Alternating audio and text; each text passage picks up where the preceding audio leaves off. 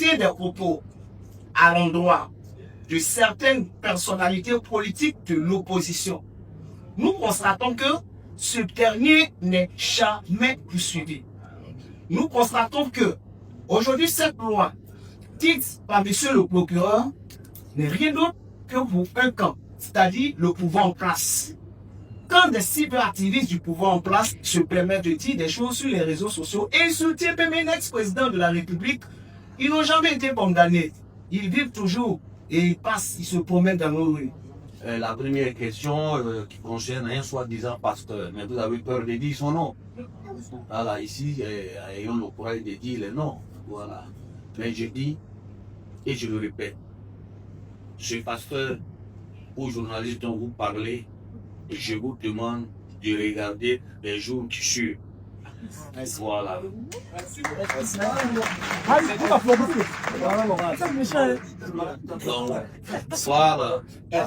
Cela dit, je vais remarquer que nous, activistes, nous sommes des prisonniers ambulants. J'ai déjà fait une tour là-bas et je sais comment ça se passe. Quand tu arrives à la justice, toutes les questions qui te posent, tu es influenceur. Et c'est ça que tout se base. J'ai l'impression qu'ils ont quelque chose en cœur contre les influenceurs. Je ne sais pas ce que les réflexions fait, mais de l'histoire de la Côte d'Ivoire, jusqu'à ce jour, je n'ai pas encore vu une guerre qui a été déclenchée par les cyberactivistes. De toutes les guerres de la Côte d'Ivoire, ce sont les politiciens. De toutes les guerres de la Côte d'Ivoire, ce sont les politiciens. 3000 morts. Il y a des gens que je n'aime pas aujourd'hui en Côte d'Ivoire parce que le jour que le président du Conseil constitutionnel est en train d'investir pour la première fois, le président, il dit le diable nous avons convenu de perdre 3000 âmes, des chiffres officiels. Dans ça, tout le monde a ri. Même l'aide du président. Il y avait 3000 morts. Voyez un peu le niveau d'inconscience de ceux qui nous dirigent. Et je suis surpris que ces gens-là obligent des lois. Et tout ce qui les intéresse, c'est comment museler les cyberactivistes. Ça, c'est un musulman. C'est clair, il n'y a rien à dire. Donc, je suis en train de dire que toutes les crises que nous avons connues en Côte d'Ivoire, il n'y a pas de crise qui a été activée par Internet. Ce sont les politiciens. Même ils sont là en train de dire la même chose. Que si lui, les garçons, il n'a pas sorti. Moi, je suis garçon, si on ne met pas mon nom sur la liste, c'est pour moi faire par là. C'est pas nous, ce sont eux les leaders politiques. Et ces leaders politiques sont écoutés par des millions de personnes. Ils influencent les jeunes. Les jeunes, quand aujourd'hui on arrête qui insulte peut-être le président de la République, c'est pas des choses qu'ils ont pensées. C'est des choses que les leaders disent. Que vous, la justice, vous laissez faire. Ils viennent à la télévision, on les voit insulter. Donc ce qu'ils disent, c'est ce que les enfants la répètent souvent sur les réseaux sociaux. S'il y a quelqu'un éduqué, c'est pas. S'il y a quelqu'un éduqué, c'est pas directement nous. Ce que je voudrais faire observer, c'est que c'est un nouveau départ qui commence aujourd'hui. Et c'est valable pour vous, les influenceurs, les blogueurs, les journalistes, dans tous les domaines, et c'est valable pour les politiciens. J'ai l'habitude de le dire, la casse-tête des politiciens ne constitue pas une immunité. Donc, aujourd'hui, j'ai dit que nous allons passer à un niveau supérieur. Aujourd'hui, la CTF de dire votre part. Voilà. Les autres, leur part, leur sera dit. On passe à un niveau supérieur de la répression. Quand on dit la répression est terminée, ce n'est pas seulement vous, les responsables, vous qui gérez les sites, et ou bien les internautes, ça à l'égard de tous les citoyens. On va prendre la parole, vous l'avez constaté lors des différentes audiences, il doit rester debout, parce que c'est lui qui représente l'État, et en toutes circonstances, l'État doit être debout, et restera debout. C'est pour cette raison que chaque fois que nous prenons la parole, nous restons debout pour faire passer notre message. Je voudrais remercier d'avoir répondu massivement à mon invitation. C'est vrai, certains ont dit qu'ils avaient peur, qu'ils voulaient même venir avec leurs valises de peur d'aller à la prison. Non, ce n'est pas le cas. Aujourd'hui, il s'agit de faire passer un message, d'échanger avec vous à travers les lois qui régissent les réseaux sociaux, si vous voulez, la presse et la presse. Donc, il est de mon devoir de procéder d'abord à de la sensibilisation avant même qu'on arrive à une phase de répression. Donc aujourd'hui, nous sommes dans un cadre de sensibilisation et faire passer un message parce que nous sommes dans une période cruciale pour l'État qui est notre pays, la Côte d'Ivoire. Alors, j'ai eu la chance de rencontrer M. Syriac et nous avions réfléchi ensemble pour voir les modalités d'organisation de ces échanges, de cette rencontre et des concerts aussi avec l'AMSI. Tout à l'heure, le représentant de l'AMSI a fait un bel exposé. Et je crois que ça va vous servir dans le sens de la collaboration avec cette structure. Et aujourd'hui, je me suis donné pour thème la responsabilité des administrateurs des sites sur les réseaux sociaux. Jusqu'à présent, toute la répression qui en est faite, ça concerne véritablement les auteurs, c'est-à-dire les internautes qui ont fait des publications. Donc, il y a lieu de s'interroger.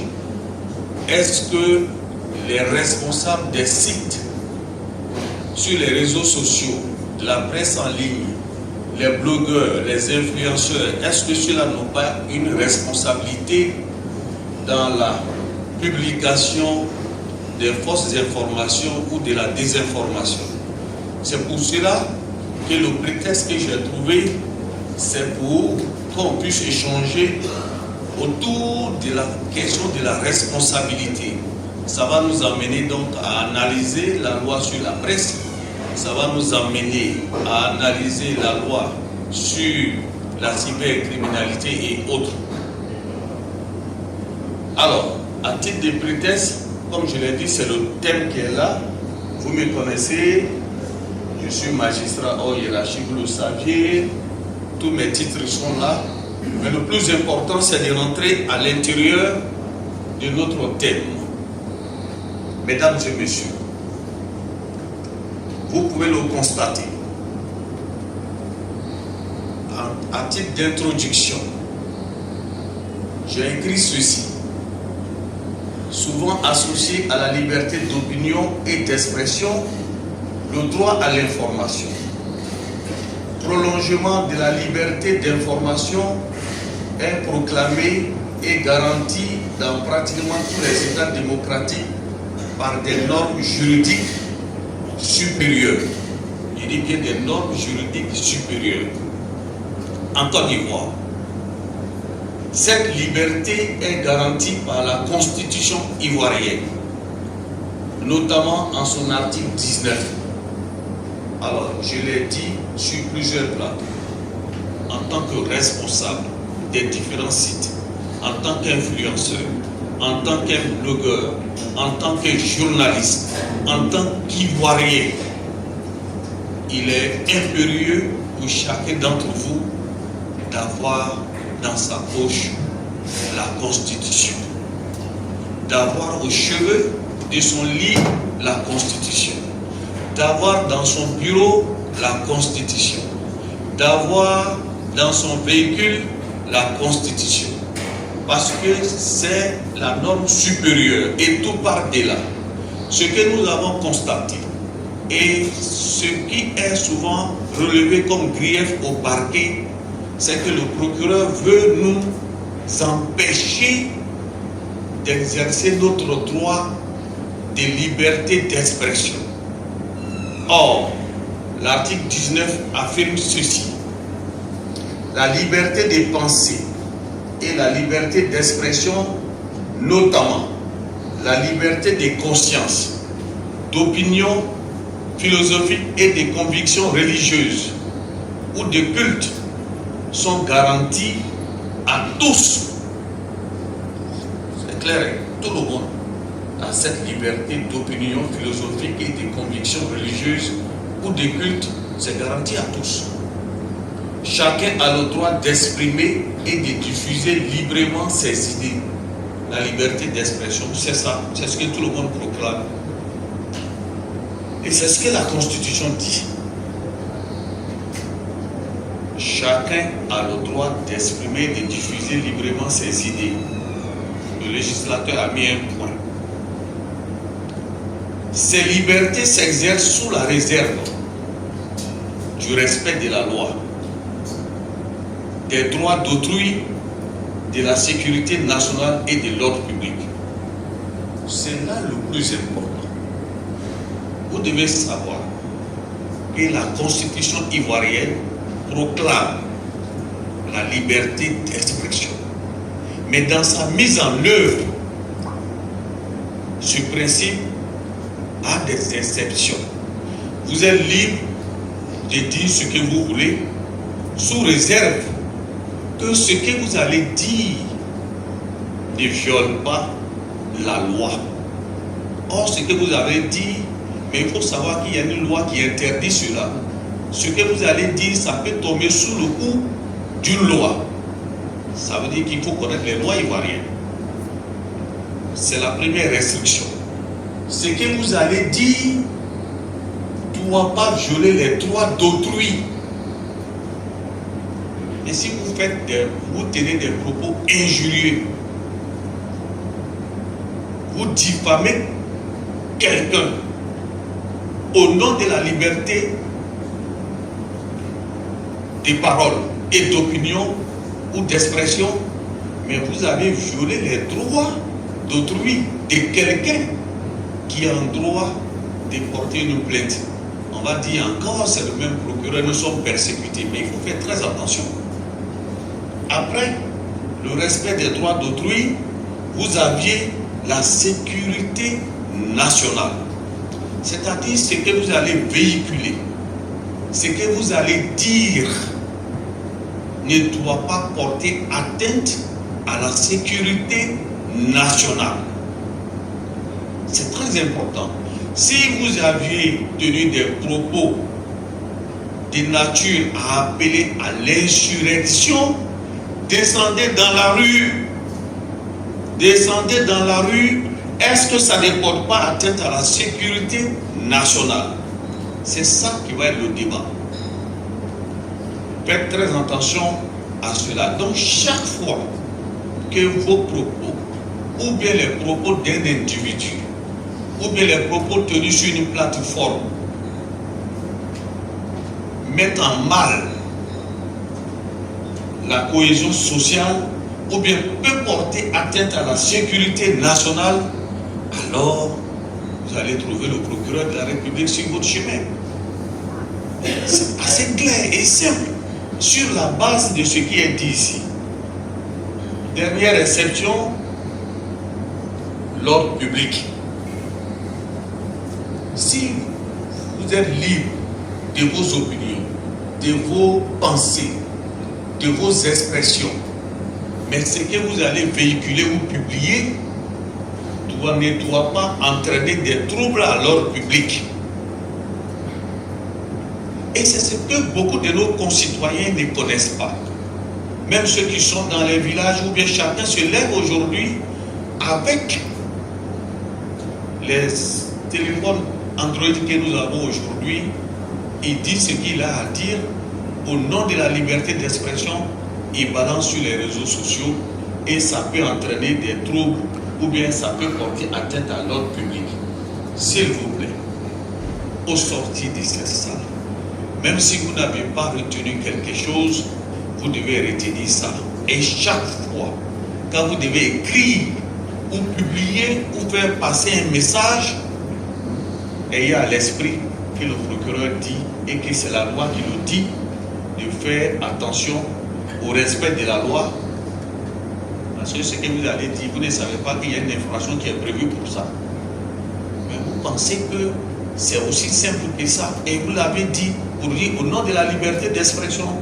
Mais c'est pour cela que j'ai tenu à commencer à partir de là pour vous dire que ces libertés proclamées au premier alinéa s'exercent sous la réserve du respect de la loi, des droits d'autrui, de la sécurité nationale et de l'ordre public. Je suis venu pour échanger avec vous. Je suis venu pour partager avec vous ce que la loi a dit. Ma mission, c'est d'appliquer la loi. Je ne vote pas la loi, je ne la conçois pas. Mais c'est une mission d'appliquer. Elle est dure, elle est moins dure. Je ne cherche pas à le savoir, je ne fais qu'à appliquer. Or, vous le savez tous que la loi n'a pas de sentiments. À l'analyse de cette disposition, la liberté d'expression connaît des limitations imposées par le respect de la loi, des droits d'autrui, de la sécurité nationale et de l'ordre public. Et c'est ce que je viens de développer. Le mauvais usage de cette liberté d'expression peut parfois être source d'infraction. Et c'est ce que je vous ai expliqué.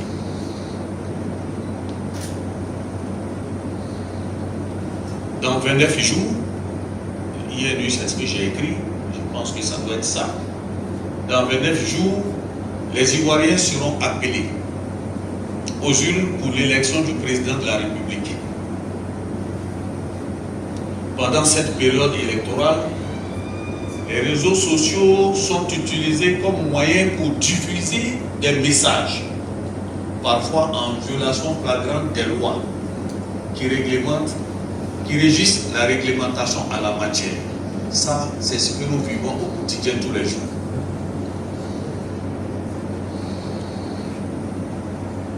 L'on constate donc avec regret la publication sur plusieurs sites des messages d'appel à l'insurrection. Si vous faites des messages d'appel à l'insurrection qui est une infraction prévue, alors le procureur sera obligé encore d'initier des poursuites contre vous. Des propos injurieux, ça c'est le quotidien. Tout à l'heure, on vient de parler du cas d'Enoch, qui est passé par devant le tribunal correctionnel hier. Nous avions sa vidéo sur clé. Nous avions mis dans la salle d'audience pour que tous ceux qui sont venus pour assister à cette audience puissent entendre ce qu'il a dit avec les baffes et tout le monde a entendu. Il a reconnu encore, mais avec regret. Il ne faut pas attendre ce moment. Il ne faut pas attendre ce moment. Nul n'est caché aujourd'hui en Côte d'Ivoire. L'État a mis les moyens nécessaires pour vous retrouver. Oui, les moyens sont là et les hommes sont là, ils sont qualifiés pour cela. Alors donc, autant ne pas se laisser entraîner par ça. Naturellement, le procureur de la République a requis 5 années. On va dire c'est excessif ou bien non. C'est ce qu'il mérite. Il appartient au tribunal d'apprécier. Et le tribunal a estimé qu'il fallait aller dans ce sens. Donc, c'est des exemples que nous citons, mais ce n'est pas des bons exemples à répéter. Donc, des propos injurieux, des diffusions de fausses informations. Tout à l'heure, monsieur le commissaire a donné les informations et tout ce qu'il faut sur les fake news. Donc, les fausses informations ayant pour conséquence des troubles à l'ordre public, etc. Je n'ai pas voulu tout citer. Face à cette dérive langagère, il y a lieu de se demander que font les administrateurs de ces sites pour freiner ces publications qui créent parfois la psychose au sein de la population et mettent à mal la cohésion sociale. Alors, c'est ça. En d'autres termes, peut-on engager pénalement la responsabilité des blogueurs, des influenceurs ou administrateurs des sites sur les réseaux sociaux? C'est de ça qu'il s'agit aujourd'hui. Nous voulons passer à un niveau supérieur. Mais le parquet a une mission didactique. a aussi une mission de sensibilisation. Tout le monde sait que ceux qui font la publication directement, nous les recherchons, et le commissaire Douba et autres sont là. On ne s'est pas intéressé au gestionnaire de la page, au responsable du site. À partir de cet hôtel,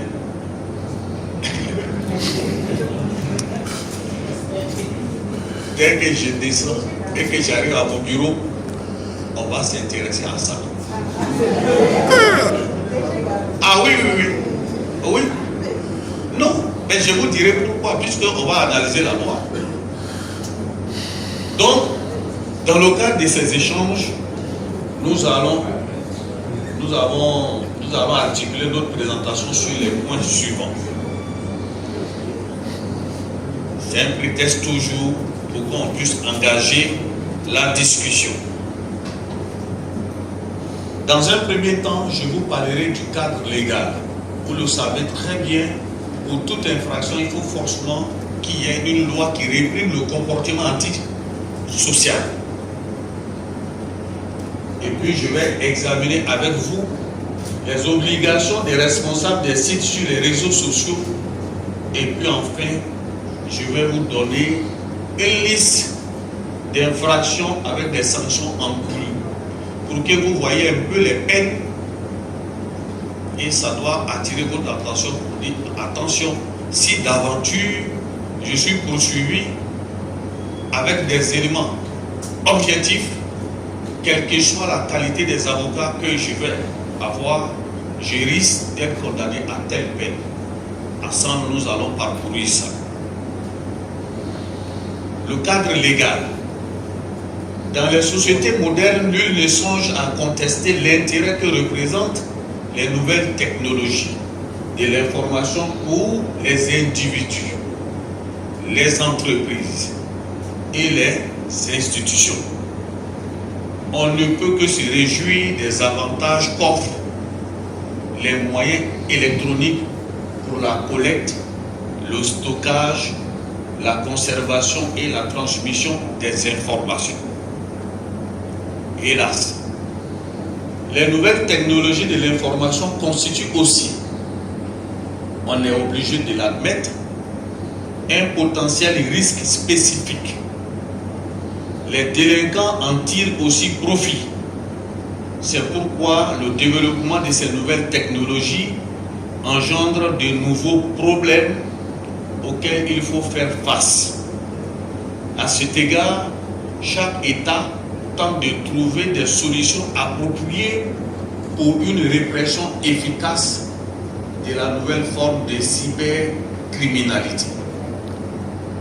En Côte d'Ivoire, notre beau pays, la participation aux activités dans le cyberspace est régie par 3 lois fondamentales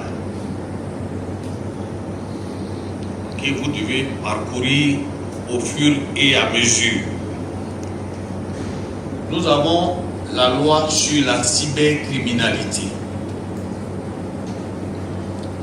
Vous devez tout faire pour avoir la loi numéro 2013-451 du 19 juin 2013 relative à la lutte contre la cybercriminalité.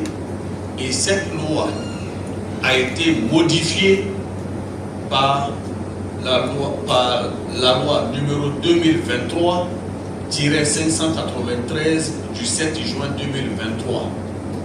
Et dans cette modification, ce sont les articles 17, 33, 58, 62 et 66 qui ont été concernés.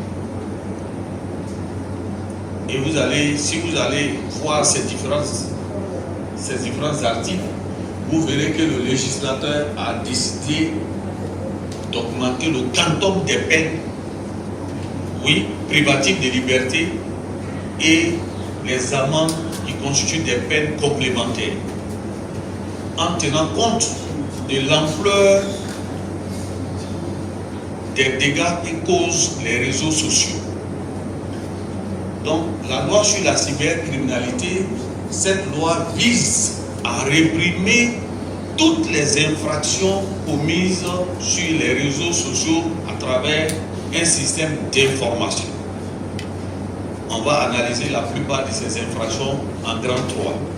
Donc c'est la première loi qu'il faut avoir à l'esprit. Deuxième loi, je ne vais pas rentrer à l'intérieur puisque ce n'est pas forcément ça, mais c'était pour vous montrer d'abord le cadre légal. C'est la loi sur la presse. La loi sur la presse, vous avez d'abord la loi numéro 2017-867 du 27 décembre 2017 portant régime juridique de la presse. Elle a été modifiée par la loi numéro 2022-978 du 20 décembre 2022 qui réprime les infractions commises aussi bien par la presse écrite que dans les productions d'informations numériques. Ça, vous le savez, c'est cette loi qui gère ou bien qui organise la profession des journalistes avec les sanctions administratives et les sanctions pénales. J'ai dit la fois dernière, à travers cette loi, en son article 89, il est interdit à l'organe poursuivant, c'est-à-dire le ministère public, de garder à vue un journaliste. On va vous convoquer, vous répondez, on va vous poser des questions, on ne va pas vous mettre au violon. Le dossier peut être transmis au procureur de la République.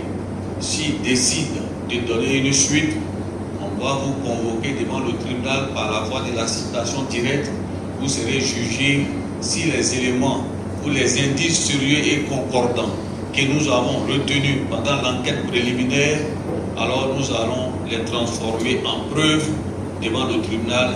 Et si vous êtes condamné, vous n'allez pas aller en prison parce que la loi a interdit cela. Vous connaissez bien cette loi, il y a beaucoup de journalistes ici. La peine, le plus souvent, c'est des peines pécuniaires, des condamnations pécuniaires. On va analyser la plupart de ces condamnations. La loi sur le régime juridique de la communication audiovisuelle. Vous avez la loi numéro 2022-979 du 20 décembre 2022 modifiant la loi de 2017-868 du 27 décembre 2017 portant régime juridique de la communication audiovisuelle. Alors, cette loi, j'ai décidé d'en parler juste pour donner quelques définitions. Parce que la modification de la loi,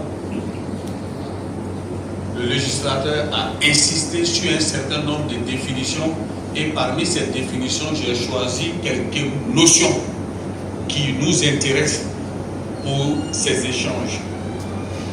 Cette loi donne la définition de plusieurs notions telles que activiste, blogueur, hébergeur, influenceur, etc. Qu'est-ce que c'est qu'un activiste? Parce que la définition est donnée par la loi. C'est une personne qui s'attache à une cause politique, économique, environnementale ou sociale et qui milite intensément pour la défense à travers la publication sur les réseaux sociaux des opinions en vue de parvenir au changement économique, politique, environnemental ou social souhaité au sein de la société.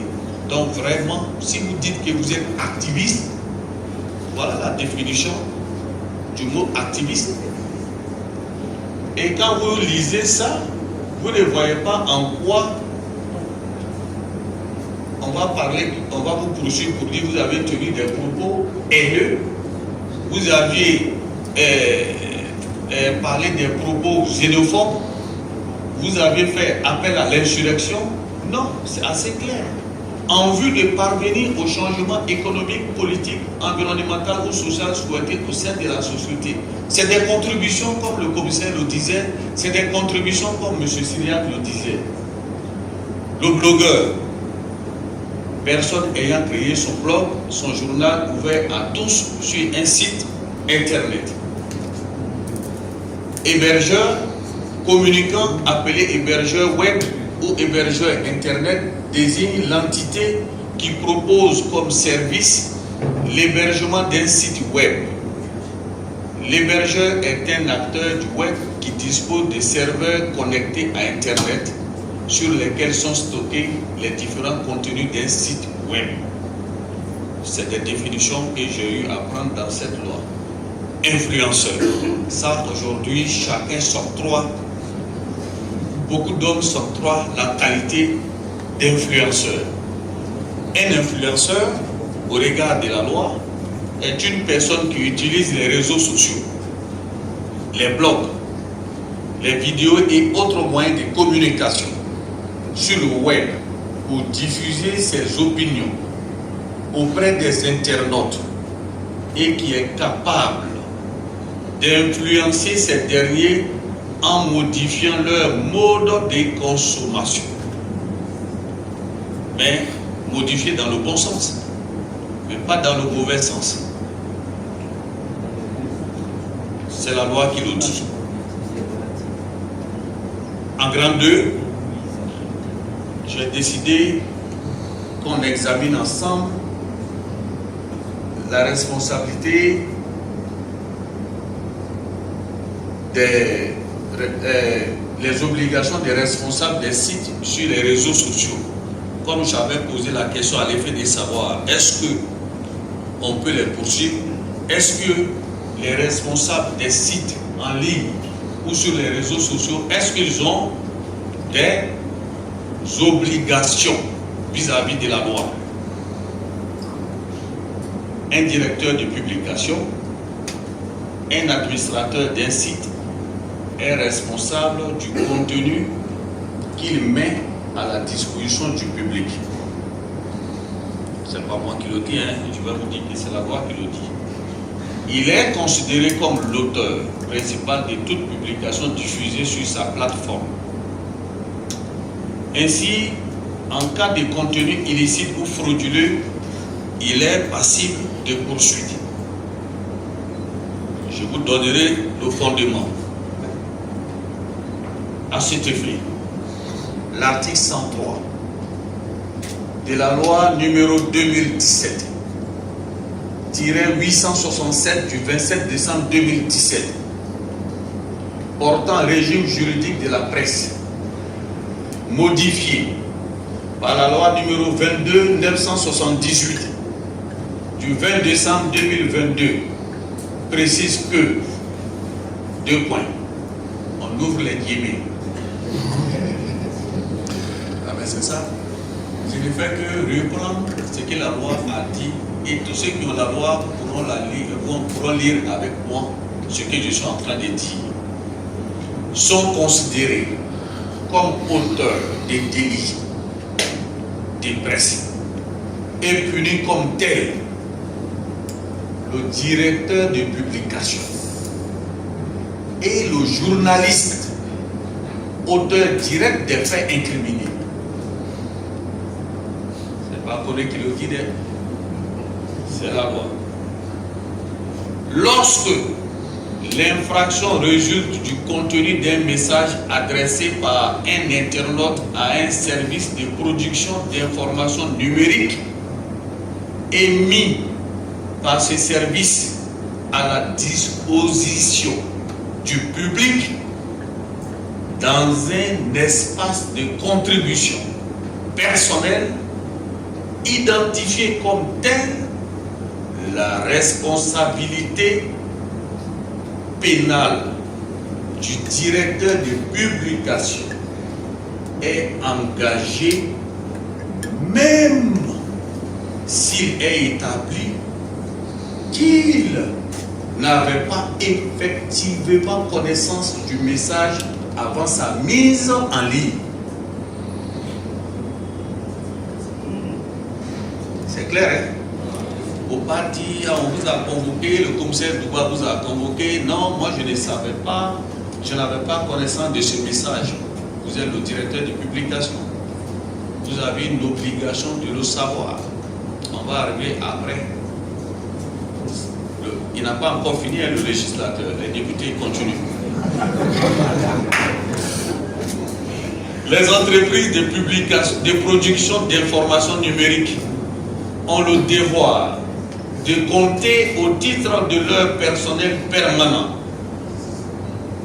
des modérateurs qualifiés.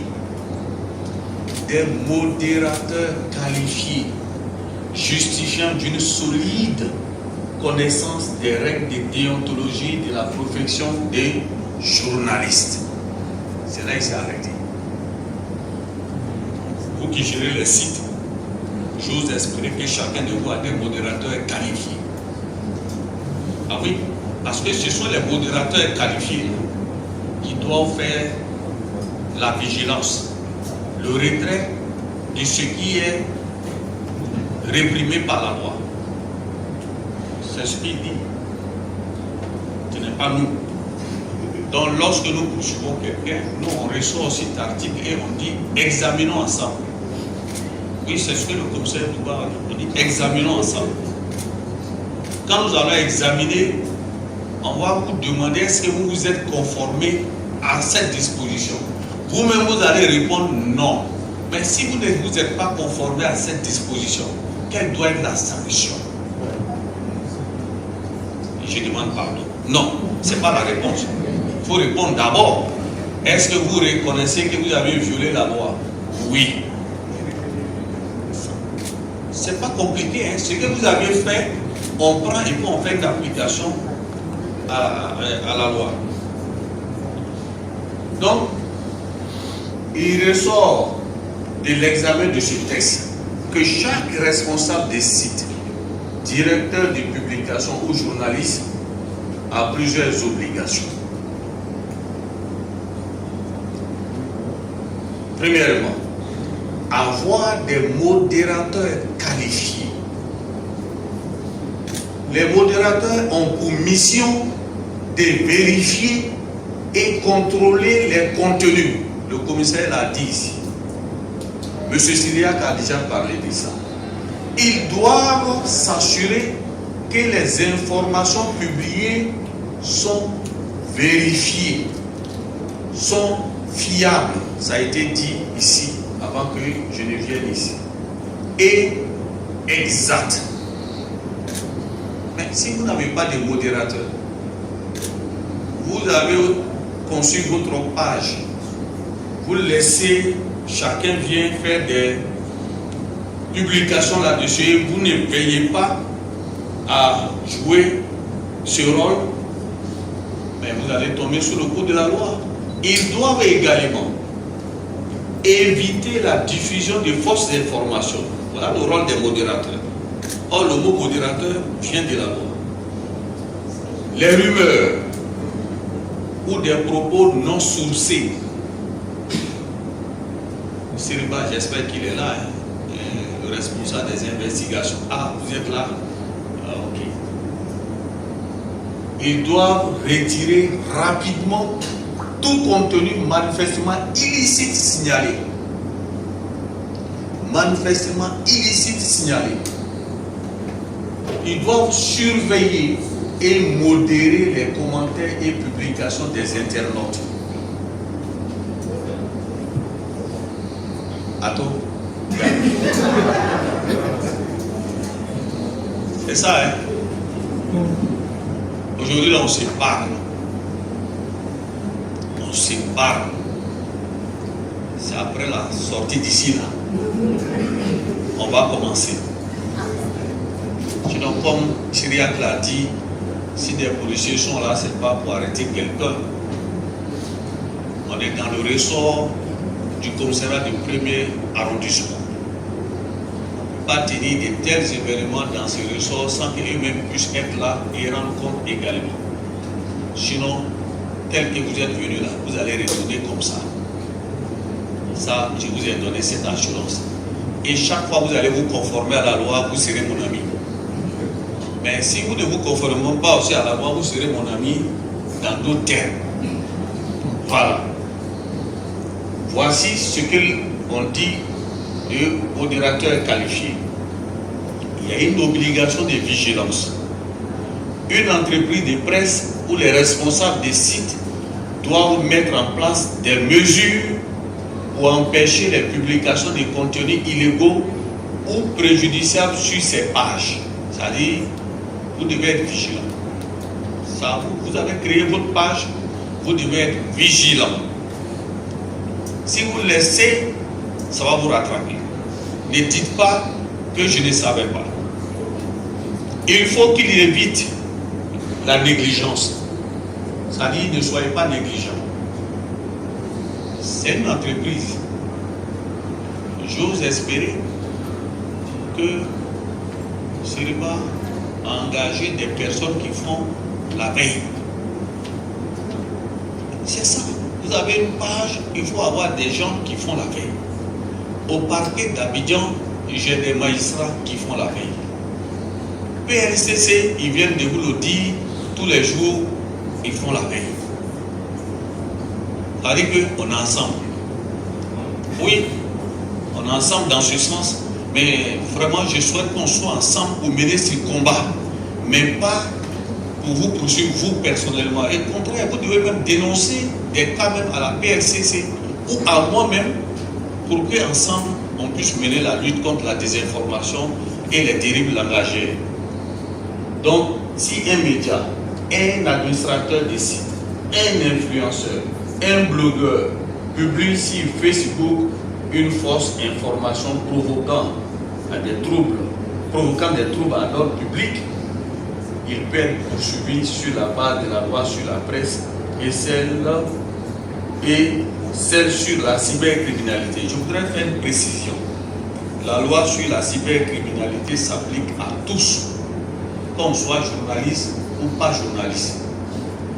Si d'aventure, un journaliste qui a une protection de par la loi portant régime de la presse, où il n'est pas permis au ministère public de le faire arrêter, de le déférer comme les autres délinquants, mais si nous sommes en matière de lutte contre la cybercriminalité, malgré sa carte de journaliste professionnel, si l'infraction est établie sur la base de la cybercriminalité, de la loi sur la cybercriminalité, il sera arrêté et déféré comme tout autre. Parce qu'elle s'applique à tout le monde. La protection n'est pas là-bas. Pour parler comme si nous étions à la fac en licence, le parapluie atomique n'est pas là-bas. Voilà. Donc il faut faire très attention.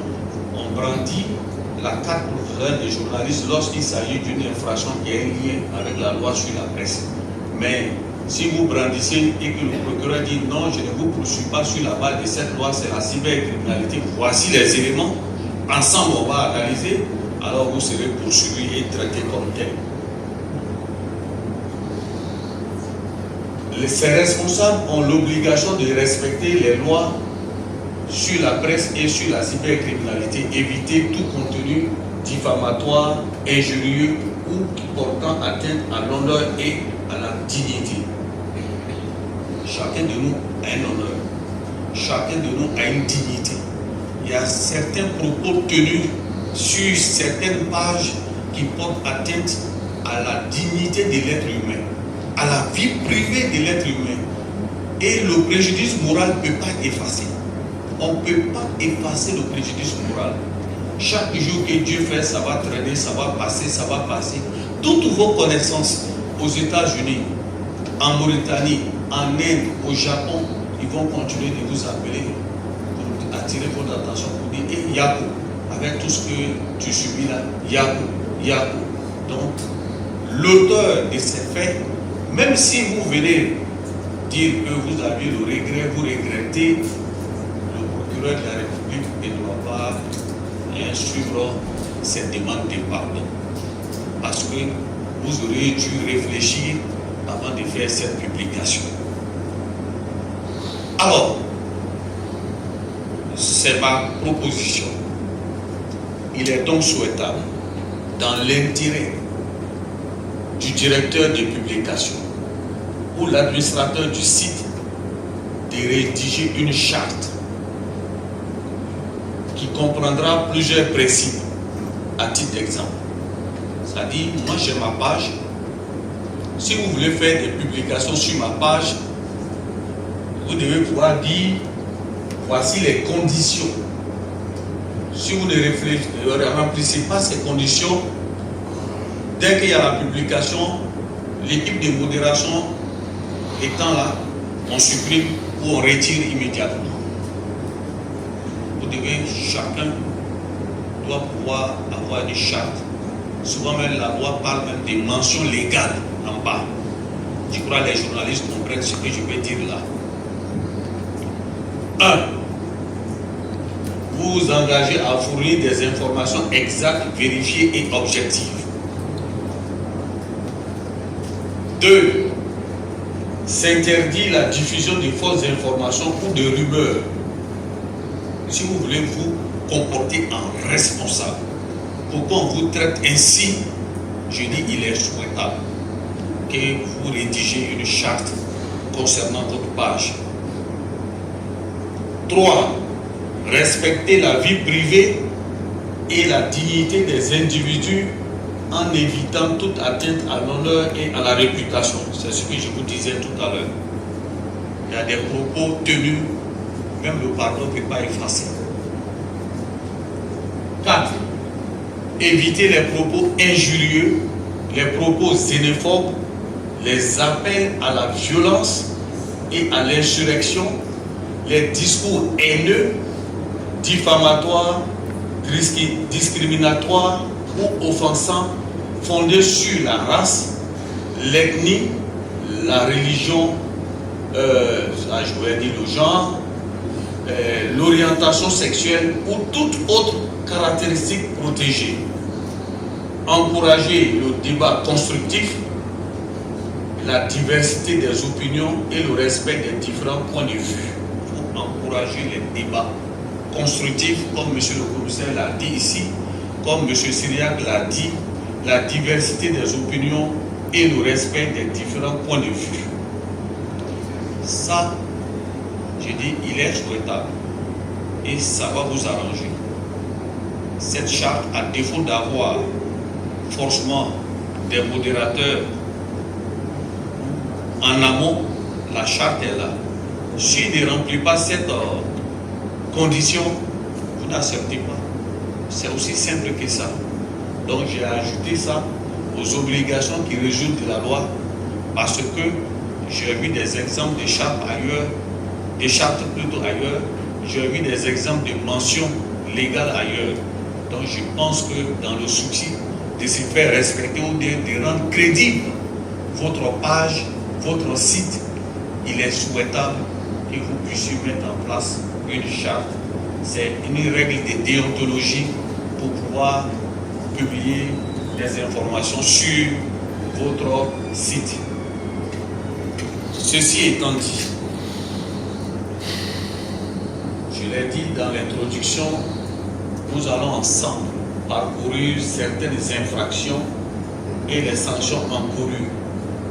Quand vous regardez comme ça, on croit que c'est fait pour les autres, mais on applique ça tous les jours. Tous les jours. Et il faut faire très attention. J'ai dit, tant que vous pouvez éviter d'aller en prison, il faut mettre tout en œuvre pour ne pas aller en prison. Chaque fois que vous devez publier quelque chose, ayez des experts, des juristes, et puis ayez à l'esprit les différentes lois que je viens de citer. Diffusion de nouvelles forces de nature à jeter le discrédit sur les institutions ou leur fonctionnement. Cette infraction est également punissable si commis par voie de presse. C'est par voie de presse qui est là. Vous voyez, article 183, vous prenez 183 du code pénal, vous verrez les peines qui sont là. Offense au chef de l'État, commis même si sur les réseaux sociaux ou par voie de presse. Vous voyez ici. Mais il y a cybercriminalité, hein. On va arriver là-bas encore. outrage aux membres du gouvernement, députés et autres, les présidents des institutions, ou bien sur les réseaux sociaux ou par voie de presse, vous avez article 269, voici un peu. Discrédit sur un acte ou une décision de justice de nature à porter atteinte à l'autorité de la justice. Vous aviez des peines qui sont là. Création ou diffusion d'écrits, messages, photos, sons, vidéos, dessins ou toute autre représentation d'idées ou de théories de nature raciste ou xénophobe par le biais d'un système d'information. Ah, là, vous avez vu l'article a été modifié là-bas et vous retrouvez de 10 à 20 ans d'emprisonnement ferme. C'est ce que la loi dit. Là, il y a eu une modification. Vous voyez, article 58 nouveau. Voilà, de la loi sur la loi relative à la lutte contre la cybercriminalité. Donc, en 2013, la peine n'était pas ce qui est là. Mais en 2023, nous sommes passés de 10 à 20 ans. Ça veut dire que, mine de rien, vous pouvez prendre 10 années d'emprisonnement, qui est le minimum. Et ça, le législateur l'a voulu. Je vous ai dit que cette modification avait pour objet d'augmenter le quantum des peines. Menace de mort ou de violence par le biais d'un système d'information. Quand vous voyez système d'information, c'est les réseaux sociaux, voilà, l'internet. Menace de mort ou de violence à caractère raciste, xénophobe, ethnique, religieux ou faisant référence à un groupe qui se caractérise par la race, la couleur, l'ascendance ou l'origine nationale ou éthique. Là, il y a l'article 59 de la loi relative à la lutte contre la cybercriminalité. Vous voyez, ça a été aussi sévère de 2, l'autre côté de 2 à 5 ans d'emprisonnement et puis 10 à 20 ans d'emprisonnement avec des amendes très élevées. C'est la loi sur la cybercriminalité. Or, tout ça, ça concerne les réseaux sociaux. Vous aviez diffusion ou émission de toute expression outrageante. Ici, là, c'est les injures. Voilà, c'est les termes juridiques qui sont là. Tout terme de mépris ou toute invective de renfermant l'imputation d'aucun fait par le biais d'un système d'information. Vous voyez, là encore, ça a été modifié. Article 60 nouveau. Voilà, relative à la lutte contre la cybercriminalité qui a été modifié en 2023. Vous avez de 1 à 10 ans d'emprisonnement ferme, 5 millions à 10 millions de francs CFA à titre d'amende. Ce n'est pas le procureur qui le dit, c'est ce que la loi dit. Vous avez la production, la mise à disposition d'autrui ou diffusion des données de nature à troubler l'ordre public ou à porter atteinte à la dignité humaine par le biais d'un système d'information. L'article 62 nouveau de la loi sur la cybercriminalité va de 1 mois à 10 ans d'emprisonnement et de 5 millions à 20 millions de francs d'amende. J'ai dit qu'on allait voir si d'aventure on peut engager la responsabilité des responsables des sites, des blogueurs, des influenceurs. Alors donc j'ai répondu par oui. Et je vous ai donné une idée. Celui qui a fait la diffusion sur votre page est passible de poursuite. À compter d'aujourd'hui, 26,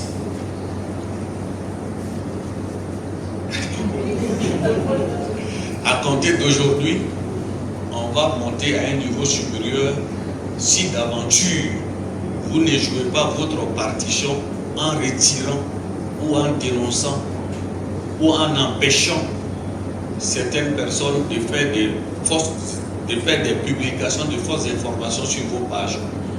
Dans ce cas, désormais, on aura celui qui a fait la publication plus le responsable pour complicité. Oui. Oui, pour complicité. Voilà. On ne voulait pas engager ça sans venir vous parler de la loi et parler de vos obligations et vous parlez du principe de la liberté d'expression avec ses limites. Au cas où vous avez oublié faire ces rappels pour dire attention, ce qui se passe là, ce n'est pas la liberté d'expression, ça peut entraîner des troubles à l'ordre public.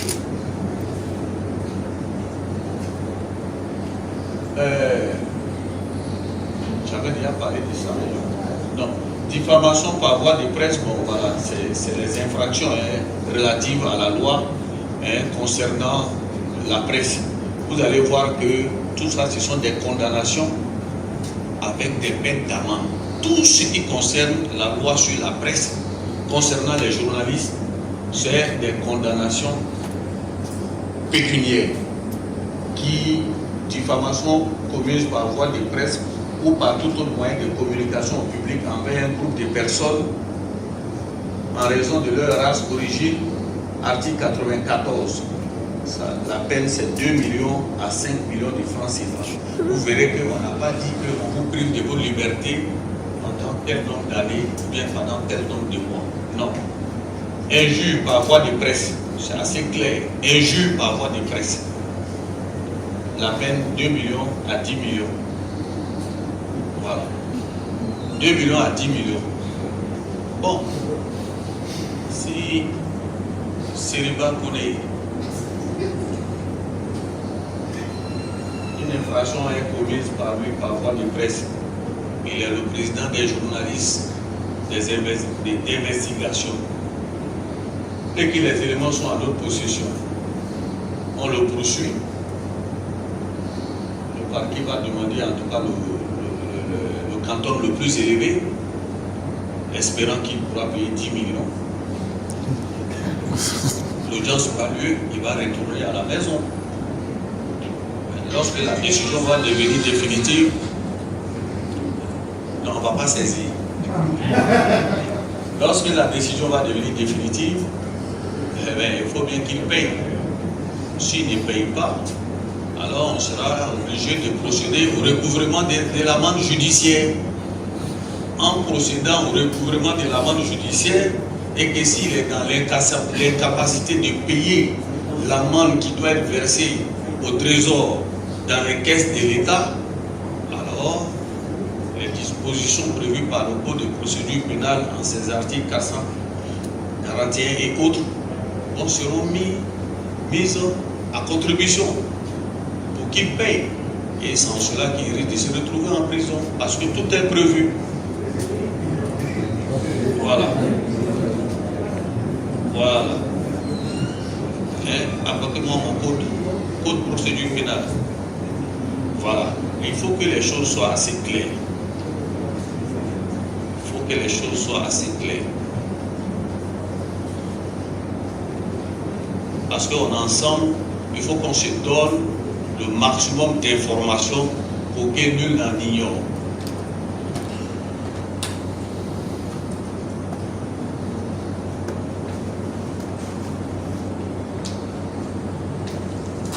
L'article 741 dit, donc d'abord 740 du Code de procédure pénale dit, lorsqu'une condamnation à l'amende ou aux frais ou tout autre paiement au profit du trésor public est prononcé pour une infraction n'emportant pas une peine perpétuelle par une juridiction répressive, ici c'est le tribunal correctionnel, celle-ci fixe pour le cas où la condamnation demeurerait inexécutée la durée de la contrainte par corps dans les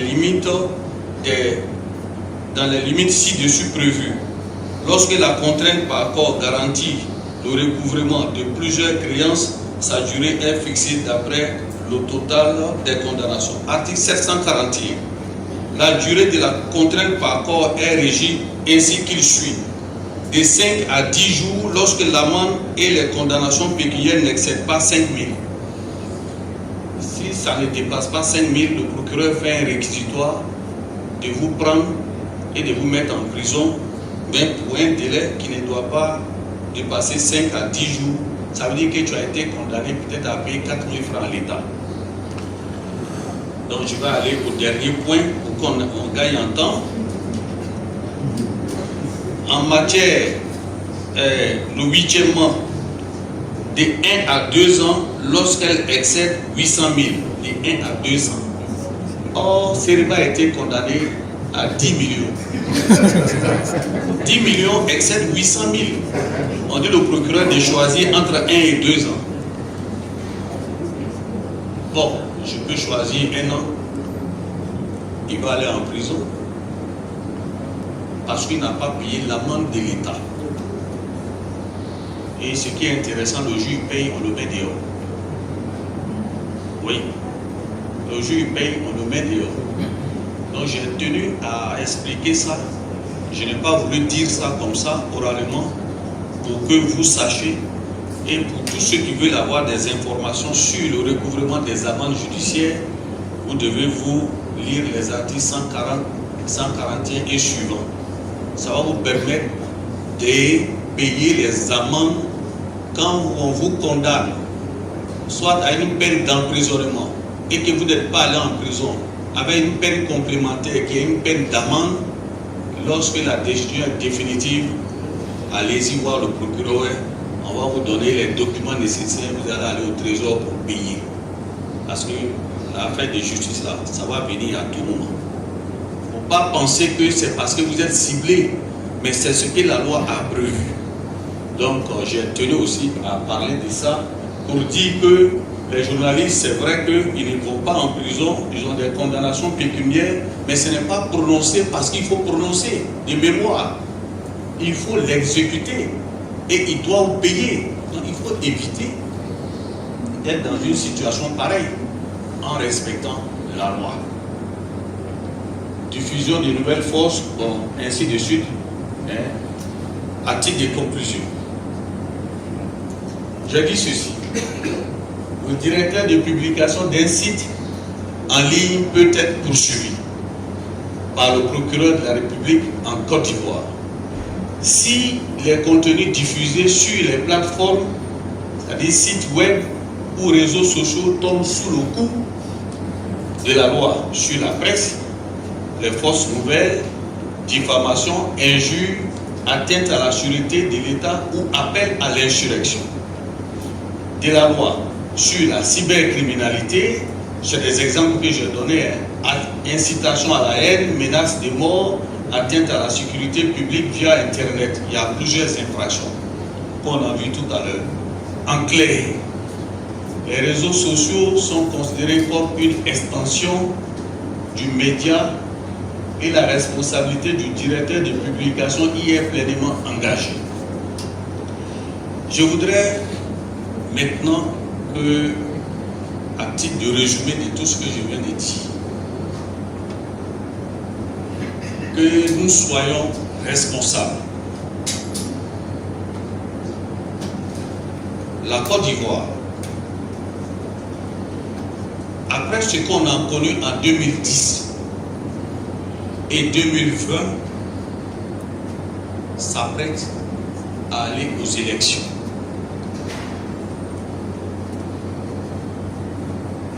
Qu'est-ce qu'on a constaté?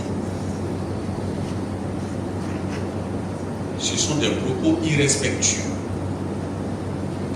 des appels à l'insurrection, une dérive langagière totale, la résurgence de la haine tribale, de la xénophobie.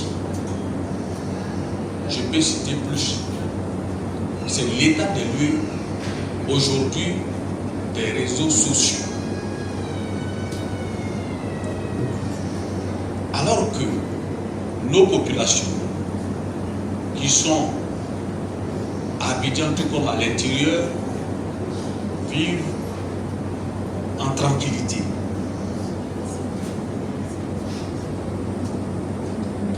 Mais ce sont les réseaux sociaux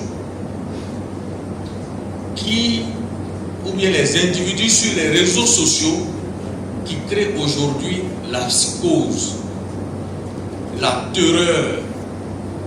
Du coup, il y a des messages qui sont véhiculés juste pour entretenir la cause, la terreur au sein de la population.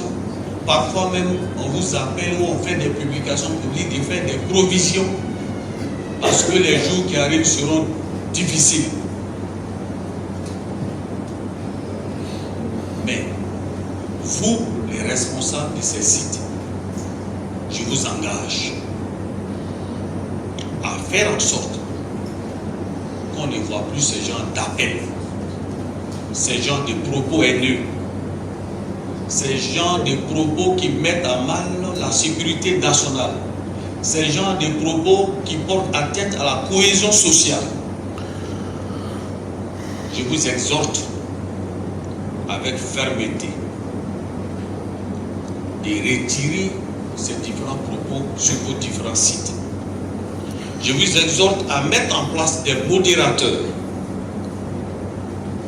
pour éviter de vous trouver dans des liens de la poursuite.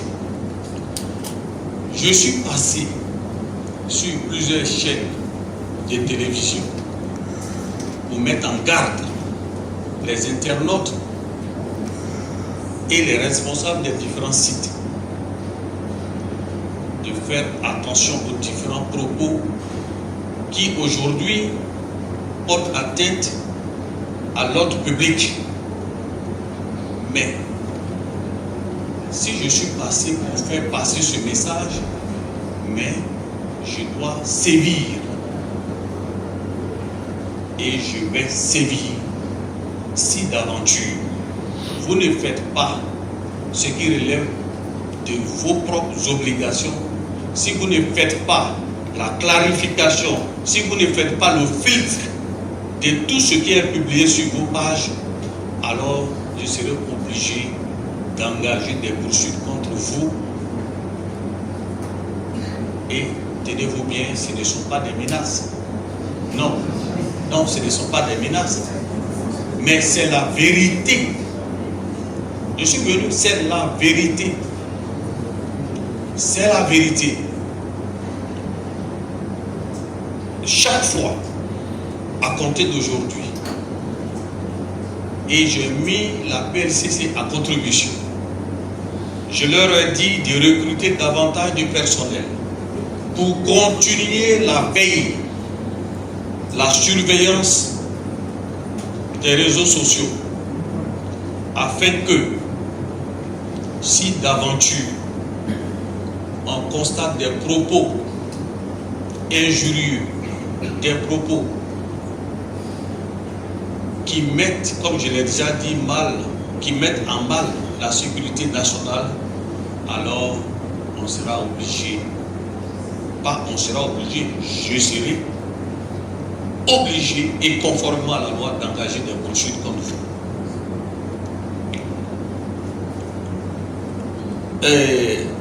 Si d'ici là, je l'ai dit, mon message passe et que vous jouez votre partition, c'est la Côte d'Ivoire qui gagne. C'est la Côte d'Ivoire qui gagne. Je voudrais m'adresser à ceux qui animent les panels. Les panels TikTok, ainsi de suite. Quand vous engagez ces panels, si quelqu'un tient des propos injurieux, des propos qui tombent sous le coup de la loi, comme je viens de le démontrer, retirez la personne immédiatement. Retirez la personne immédiatement et ayez à l'esprit que le procureur écoute. Ayez à l'esprit que PLCC écoute. C'est avec tout le sérieux que je vous dis. Si c'est des débats engagés, par exemple dans un pays étranger, et que vous êtes ivoirien, vous résidez en Côte d'Ivoire, vous décidez de participer à ces débats, et vous tenez des propos qui ne puissent pas passer, c'est-à-dire qui tombent sous le coup de la loi. Le débat est lieu dans un pays étranger, vous êtes ivoirien, vous êtes ici, Si le directeur, le responsable du site ne vous a pas retiré, alors vous, Ivoiriens qui êtes ici là, PLCC va vous rechercher. Il va vous traduire devant le procureur de la République et vous serez jugé. Parce que le responsable du site est à l'étranger. Je voudrais m'adresser également à tous ceux qui font les relais de faire très attention pour les différents relais, de faire attention aux différents commentaires, parce que je viens de vous dire que vous avez l'obligation de mettre en place des modérateurs, d'être vigilants. Si vous ne le faites pas, alors ne soyez pas étonnés, je vais vous poursuivre. Si je constate, après les échanges d'aujourd'hui, que ces infractions persistent sur les différentes pages, vous avez le choix. Soit vous fuyez. Oui. Non, vous avez le droit. Vous fuyez. Mais attention, je vais vous faire mise en observation. Je ne sais pas comment vous allez fuir. Soit vous fuyez, soit vous vous rendez. Parce que je ne peux pas utiliser votre temps précieux pour venir échanger avec vous pendant une demi-journée et puis dire que les directives du procureur ne sont pas appliquées, alors que ce n'est pas lui qui les a inventées. C'est ce que la loi dit. Je suis chargé d'appliquer la loi et je ne suis pas chargé de concevoir la loi. La loi, elle est ce qu'elle est et je suis venu vous dire qu'il faut mettre tout en œuvre pour éviter que vous tombiez sous le coup de la loi, afin que nul n'en ignore. Je l'ai dit et répété, la récréation est terminée. À compter d'aujourd'hui, nous allons passer à une phase supérieure de la répression. Mais nous voulons faire d'abord de la sensibilisation. Parce que tous ceux qui sont dans cette salle, je sais que personne d'entre vous ne va comparaître devant moi. Et j'ai foi en cela. Parce que, oui, voilà. Maintenant, si d'aventure, vous arrivez devant moi, je vous souhaiterais la bienvenue au parquet. Voilà, pour dire, ce n'était pas un amusement, je suis venu vous mettre en garde. Oui. Ce n'est pas des menaces, mais j'ai dit, l'heure est grave. Mais vous voyez ce qui se passe. Les réseaux sociaux ailleurs, à cause des fausses informations, ont entraîné des génocides ailleurs. Mais évitez ça. Ceux qui vont vouloir vous utiliser pour vous envoyer des informations pour que vous puissiez les partager, comme le commissaire l'a dit ici, mais ayez à l'esprit que le procureur vous observe. Je le dis avec tout le sérieux. Maintenant, on passe à un niveau supérieur. Mais comme je l'ai dit, aucun d'entre vous dans cette salle ne va comparaître devant moi. Et je vous exhorte à relayer ce que je viens de dire. Je n'ai pas inventé, c'est la loi. Les gens pensent que l'espace des réseaux sociaux n'est pas régi par la loi. L'espace est régi par la loi. C'est pour ça que j'ai commencé par le cadre légal. Vous le savez très bien. Aucune infraction ne peut être réprimée s'il n'y a pas l'élément légal. Je vous ai donné l'élément légal. C'est ceux qui vont jurer la loi et me donner l'élément matériel. La question sur l'application. De quel élément on va tirer l'intention. Et le parquet fera son travail.